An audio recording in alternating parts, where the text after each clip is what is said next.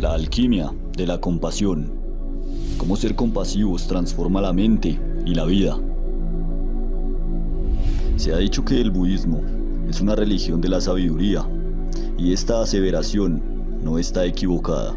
Pero el budismo es múltiple, y una de sus manifestaciones más importantes, el Mahayana, se basa no solo en la sabiduría y en los procesos mentales introspectivos, sino también en la compasión. La compasión es entendida como el método por excelencia para desarrollar un desapego a la identidad personal y generar el mérito necesario para alcanzar la sabiduría que libera del sufrimiento.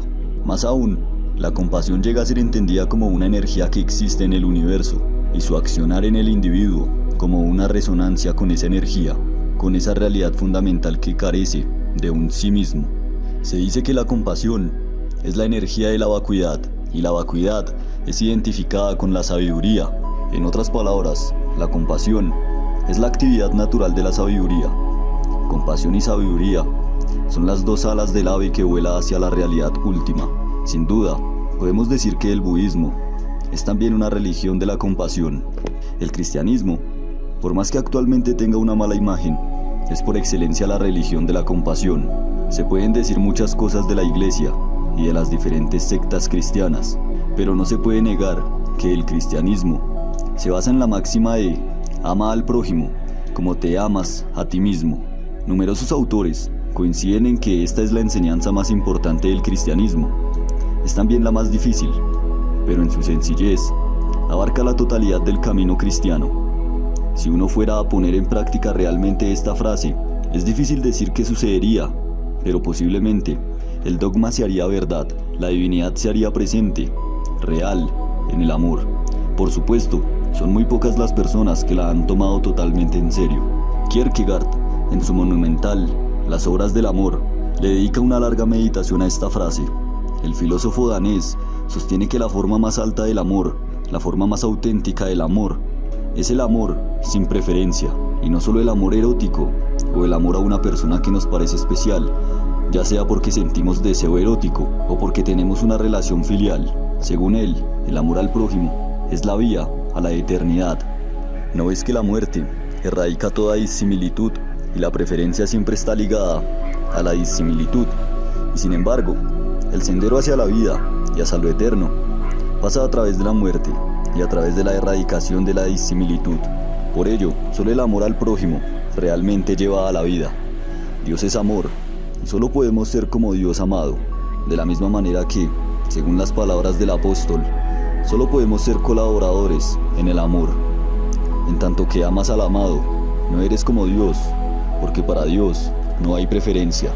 Es importante que Kierkegaard enfatice en la noción de un amor sin preferencia, un amor imparcial, lo cual hace eco de la importante noción budista de la ecuanimidad o la imparcialidad. El budismo señaló tempranamente 4 actitudes divinas: el amor bondadoso, la compasión, la alegría empática y la ecuanimidad. Las 3 primeras son en realidad modos de amor o compasión, ya sea alegrarse por la dicha de los demás o intentar ayudarlos, puesto que sufren. La última es en cierta forma la más importante, y es la que liga a las otras 3 con la sabiduría. Por ello en el budismo, la ecuanimidad es considerada como el estado más elevado de un practicante. Nos habla de una imparcialidad ante las sensaciones de placer o de dolor, trascendiendo los deseos mundanos, pero también nos habla de una imparcialidad ante el sufrimiento de los demás. No se busca ayudar solamente a quien está lejos o a quien está cerca. Una manera de explicarlo sería con la frase cristiana: se ama al prójimo de la misma manera que a uno mismo. Otro ejemplo rutilante de este amor imparcial o compasión ecuánime lo encontramos en Simone Weil, quien, como uno de esos bodhisattvas que ofrecen su cuerpo por el sufrimiento de los demás, o como Cristo en la cruz, realmente murió de compasión. Más allá de su biografía, Weil desarrolló una teoría de la compasión ligada a la atención, una práctica contemplativa indivisible de una actitud ética. La capacidad de prestar atención a un desdichado es una cosa muy rara y muy difícil. Es casi un milagro. Casi todos los que creen tener esta capacidad en realidad no la tienen. El ardor, el impulso del corazón, la piedad, no son suficientes. La plenitud del amor al prójimo estriba simplemente en el ser capaz de preguntar ¿cuál es tu tormento? Es saber que el desdichado existe, no como una unidad más en una serie, no como un ejemplar de una categoría social que porta la etiqueta desdichados, sino como ser humano, semejante en todo a nosotros, que fue un día golpeado y marcado con la marca inimitable de la desdicha.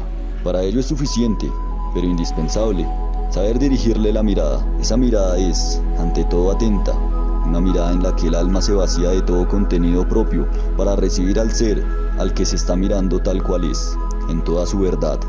Este es uno de los pasajes más importantes de la obra de Weil.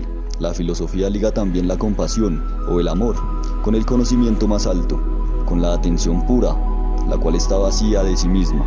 De hecho, podemos hablar de un proceso espiritual, una especie de yoga o alquimia, basado en la atención que se dirige al otro, vacía de sí mismo, y sostiene su sufrimiento, sin imaginar y sin interpretar, aceptándola desnudamente. Cuando esto ocurre, la persona de alguna manera se une a Dios. Está haciendo como Cristo en la cruz. Hay una descreación del yo y a la par una recreación de la divinidad original, que es la totalidad real del universo. Por último, queda considerar con mayor profundidad la noción de la compasión en el budismo y por qué es entendida como un método hacia la iluminación, como un proceso alquímico. El budismo Mahayana hace una serie de analogías entre la compasión y la mente del despertar, mismas que luego serían desarrolladas aún más por la escuela tántrica.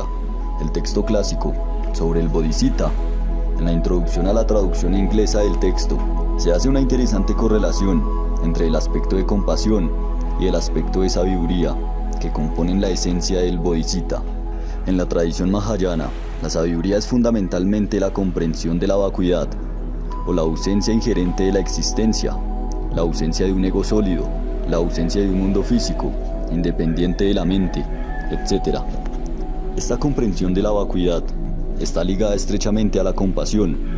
La verdadera comprensión de la vacuidad es imposible sin la práctica de la compasión perfecta, mientras que ninguna compasión puede ser perfecta sin la sabiduría de la vacuidad. Shantideva explica que es la Bodhisattva lo que permite contrarrestar el mal que caracteriza al samsara, el plano en el que, debido a la ignorancia, se perpetúa el sufrimiento, la enfermedad, el nacimiento, la muerte. Ponderando por múltiples eones, los grandes sabios notaron sus beneficios, por los cuales innumerables multitudes son llevadas con suavidad a la alegría suprema. Podemos imaginar cómo durante siglos la observación de campo de la ciencia contemplativa budista fue apilando evidencia de que el cultivo de la Bodhisattva iba transformando a las personas para bien, como una medicina universal. La Bodhisattva trabaja en el cuerpo como una sustancia alquímica, y al respecto dice Shantideva, como la suprema sustancia de los alquimistas, toma nuestra carne impura y hace de ella el cuerpo del Buda, una joya suprema. Así es la Bodhisattva, en ella encuentra su morada. Desde la perspectiva del Mahayana, la Bodhisattva actúa fundamentalmente como un modo de acumulación de mérito, o, lo que es lo mismo, una fuerza de purificación del karma, y al mismo tiempo y por ende, de la purificación de la mente. La compasión hace que el corazón se vuelva más suave y quieto, y de esta forma se puede percibir la realidad sin obstáculos. La Bodhisattva es algo así como la piedra filosofal de la mente. La acción alquímica de la Bodhisattva puede entenderse también desde el budismo tántrico, donde, grosso modo, se explica que el ser humano tiene una anatomía sutil, un cuerpo de energía que puede ser el vehículo del despertar. Se considera que el ser humano cuenta con 3 canales principales por los que fluye la energía o aliento vital. Un canal masculino, de esencia blanca, ligado a la compasión, y otro canal femenino, de esencia roja, ligado a la sabiduría. Este es también el simbolismo de las imágenes de los Budas y los Bodhisattvas con sus consortes. La alquimia ocurre cuando las 2 gotas esenciales se unen, el método de la compasión y la sabiduría de la vacuidad, y confluyen en el canal central, derritiendo las obstrucciones y secretando el elixir que derrama su energía despierta sobre el cáliz del corazón. Un adagio conocido de la alquimia señala que la vocación de todos los metales es el oro. O dicho de otra manera, que el destino de todas las cosas es la perfección. De la misma manera, algunas escuelas dentro del budismo mahayana señalan que la vocación y la realidad prístina de todos los seres es la budeidad. En cierto sentido, ambas tradiciones enseñan que, actuando en consonancia con la naturaleza, se alcanza un estado de libertad espiritual y de plenitud. La manera de actuar en consonancia con la naturaleza, en su sentido más alto, es la compasión. Como dice Simone Weil, nuestro amor debe tener la misma extensión a través del espacio y la misma igualdad en todas sus partes que tiene la luz del sol.